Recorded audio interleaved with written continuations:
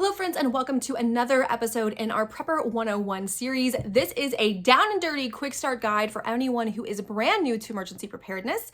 Hi, my name is Becky and this is Sustainable Prepping, where we empower through preparedness. And this is a whole series for you to get started quickly without any fear, without any fluff, and without any fuss. So let's jump right in. In the last video, I talked about water storage, which is the first in our two-part guide on water for building a strong foundation. And water is essential. You've heard this before. You've heard me say it. Water is the elixir of life. You can live over 3 weeks without food if you're a healthy adult. You can only live just over 3 days without water. So water really is perhaps the single most important prep that you can get in place. And it's also one that is relatively easy. Even if you're on a budget, you can begin to build a water supply. Now, as people who live in the Western world, we can take for granted the fact that we have clean drinking water piped into our homes whenever we want it. But if there's a disaster situation in which our grid goes down, the likelihood of the water coming into our homes ceasing to come in or being contaminated because our filtration systems at the citywide level are down becomes much higher. Dirty water can make you sick quickly, and it's much harder to recover in a grid down situation than it is in an everyday situation. This is why we want to store water, and I suggest that you store 1 gallon per person per day for at least 7 days with an ideal goal of 2 full weeks, knowing that you need to have water for every person and also all the pets in your family. I go over all of that in the other video, so I'm not going to spend too much time on it now. But assuming that you have your water in place, you've got your 1 to 2 weeks of water storage, now you're going to move on to water purification. If the disaster is bad enough, you might go through all of your water before the water around you is purified. So you want to know that if you run out of stored drinking water, you have backup options for purifying your own. We're going to be going over the most common methods, and I'm going to be telling you my own suggestions about where it's good to start. Now, there are a couple of caveats that I want to say, which is when I have recommendations around things like bleaching water, please make sure you are following the right ratios. I am going to give you the ratios that I have found in several places on the internet, but double, triple, and quadruple check what I am saying, okay? You do not want to be drinking bleach, it will kill you. You do not want to be injecting bleach, it will kill you. But a tiny amount of bleach can purify water. The same goes with iodine and other things. So please be mindful, use good common sense, and know that this is not medical advice.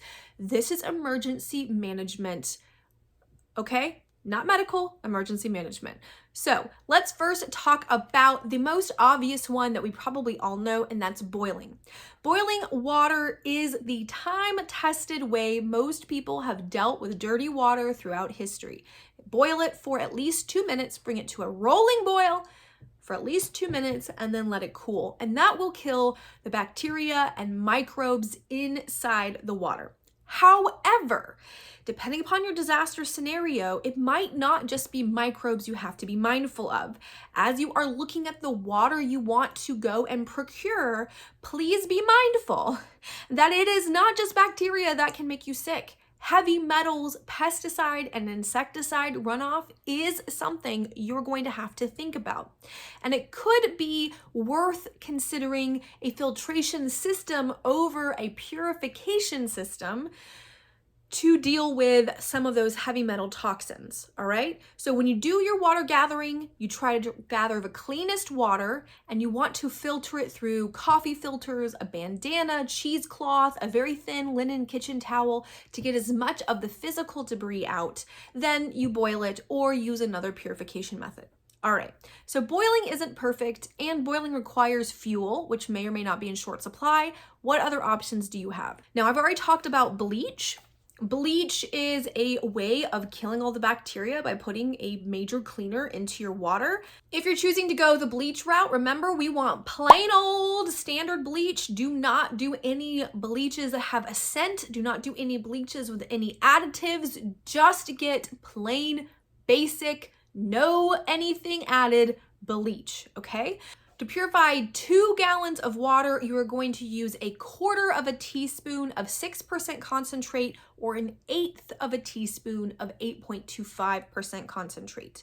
I'm going to link down below to a website that has a table so you can look at all of that. But for every 2 gallons that you are going to be purifying, it's 1/4 teaspoon of 6% or 1/8 teaspoon of 8.25%. Please be mindful that bleach can be harmful if you have too much of it. Bleach in and of itself is not shelf stable, so you cannot store bleach for a long time. Bleach can leach a aerosol into the air that can make you sick. If you choose to use bleach, you're going to want to let it sit for at least an hour as it works through cleaning everything in your water. If you decide to use bleach, you're going to probably want to do some kind of aeration method where you're pouring water back and forth to help release that sort of chlorine taste, that chlorine scent that is in the water from the bleach. So if you decide to go the bleach route, have the measurements printed with your water filtration plan so you know exactly how much. Maybe even dedicate 1/4 or 1/8 teaspoon measure that just lives with your water filtration and purification plan for this purpose, all right? But bleach is an option, and bleach is pretty cheap and easy to get, so that is one way that you can purify water. Now, another way that you can purify water is with iodine. As long as you have a solution of 2% iodine, it can also, like bleach, act by killing the microbes and bacteria inside your water. The ratio is 5 drops of 2% iodine per quart or 20 drops per gallon of water that you're purifying. So if you are someone who's going to have iodine on hand, having the ability to purify water with it, again, a 2% solution is going to be 5 drops per quart or 20 drops per gallon, is going to be a way that you can allow the water to be purified. You want it to sit for about an hour, and then again, you might want to aerate the solution to help break up the taste of the iodine, but then you can drink it and it is purifying the microbes and the bacteria out of the water. Now, you can also use pre-formulated tablets or drops that are designed for water purification. There are all kinds of these drops on the market. You can pick what works for you and your family. Now, I like these pre-formulated ones because they are already measured out for you and you don't have to remember. It's all contained in the package. But these are all chemical means by which you are killing the bacteria and other microbes that you would find in water that could make you sick. The problem with purely chemical means of purifying water is, again, you're not getting out any heavy metals, any insecticides or pesticides, because those are just chemical compounds that aren't going to be impacted by the chemical purification process. This is where we enter into having our filtration. Now, again, I think it's worth having at least one chemical way to purify water because they're easy to store, they're easy to travel with. It will just be one tool in your toolbox. But if you're going to only pick one way, I would pick investing in some kind of filtration system. Now, for on-the-go filtration, you have things like the Life Straw and the Sawyer Mini and other small travelable filtration systems. But honestly, if you're looking at a system for a long-term grid down situation you're going to be using in your shelter, like a shelter in place, you probably want to get something a little larger. Life Straw makes a larger filtration system. In fact, I actually have this. It's just packed in our shed behind a bunch of Christmas stuff that I couldn't pull out for this video. But we actually have this filtration system and it's pretty good. It's not as highly rated for things like heavy metals and insecticides and pesticides, but it is very highly rated for your microbes and bacteria. So this is a gravity-fed system. You just string it up so that it is hanging up, and then gravity pulls the dirty water down through the filter, and you have water at the bottom that's been filtered. Lots of systems are gravity-fed. There are stills that you can buy. There are filtration systems that you can buy. My family also uses a Berkey on a regular basis. These use a black carbon filter system that that, again, through gravity, the water goes through the filtration process and comes out, depending upon what you believe about the Berkey claims, with lots of the impurities removed, including heavy metals, pesticides, and insecticides. Now, this video does not have time for a whole review of all the different water filters on the market, from the pure water to the zero water to the aqua filters to Berkey to any of them. Simply put, my recommendation is that you pick one chemical means for purification and one filtration means for purification, and that filtration means should be gravity fed and not rely on electricity like reverse osmosis. When you want to have a grid down system, you want something that's easy, something that is going to be effective, and something that is going to be easily storable if you're not using it all the time. Now, Sawyer makes things like this that are great for on the go, and honestly, if you need to start with something small like a Sawyer Mini or a Life Straw that you can keep in your go bags and use as you need, that's a great place to start.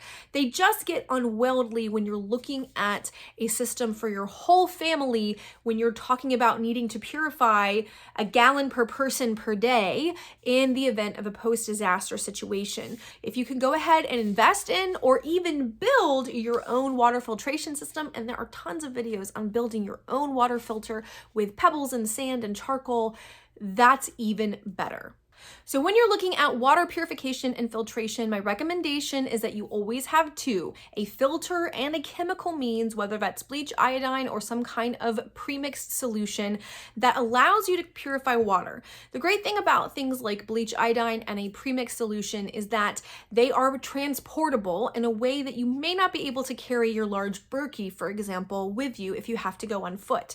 Then you can have a smaller Sawyer or Life Straw or other brand of filtration in place. They say in the prepping rule that 2 is 1 and 1 is none, and we say that for a reason. Multiple redundancies mean if something fails, or if you need to split your community into different groups for whatever reason, everybody can have an option for getting clean water. And clean water is essential. Comment down below, friends, and let me know if you have been doing this for a while, what you would recommend to a brand new prepper who is getting started in their water filtration journey. We've already talked about storage. Now we're talking about filtration. If you don't have $300 to invest in a big Berkey, what would you suggest? I am someone who really likes the Life Straw family water filter. It's about $80, or it used to be, which is more expensive than many things, but certainly doable for a lot of families and can filter up to 3 gallons at a time. So that could be a good option. These are not things you would necessarily use every single day. Like a Berkey's designed for everyday use, but not the Life Straw family filtration system. So these are just things to think about. I'd like to know what you would suggest. I'd like to know what your plan is for filtering water. We have layers in our family, from tablets, from tablets to, we do have a way to make bleach if we need it, from pull shock to, of course, our big Berkey. So I'd like to know what your plan is and what steps you're going to be taking to build your water filtration plan. If you are interested in looking at how to do water storage, if you missed that video from earlier, I'm going to leave a link to that right here. And until the next video, y'all, happy prepping.